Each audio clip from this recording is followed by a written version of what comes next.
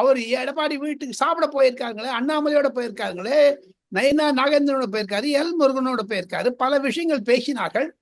இதுல இருந்து நொட்டு நொஸ்கு கண்டுபிடிக்கலாம் திமுக நினைச்சாங்கன்னா அதுல ஃபெயில் ஆயிடுவாங்க.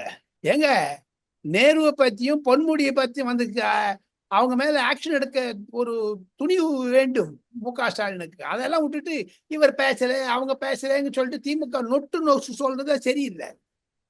இல்ல திமுக அதிமுக பயந்து பாஜக கூட்டணிக்கு மக்கள் 2026 தக்க பாடம் புகட்டுவார்கள், நிச்சயமா உங்களை நிரந்தரமா அப்புறப்படுத்துவாங்க அப்படிங்கிற ரீதியில குறிப்பிட்டிருக்காரு முதலமைச்சர் மு.க. ஸ்டாலின் அவர்கள். உங்களுடைய கருத்து என்ன? பார்க்கலாம், அது பார்க்கலாம். அது அவருக்கு தானே. ஏன் பயந்து போனாங்க பின்ன? எதற்காக கிலியுடன் இருக்கிறார்கள்? அமித்ஷா சென்னை விஜயம் என்றவுடன் ஏன் திமுக பயப்படுகிறது? டெல்லி, ஹரியானா, மகாராஷ்டிரா மாதிரி தமிழகமும் சாஃப் அப்படின்னு ஆயிடும். இல்ல டெல்லி மகாராஷ்டிரா ஒன்றும் புரியல சார். அங்க வட இந்தியாவில வந்து பாத்தீங்கன்னா நிறைய மாநில கட்சிகளோடு கூட்டணி வைத்து தான் பாஜக வந்து போட்டியிட்டது.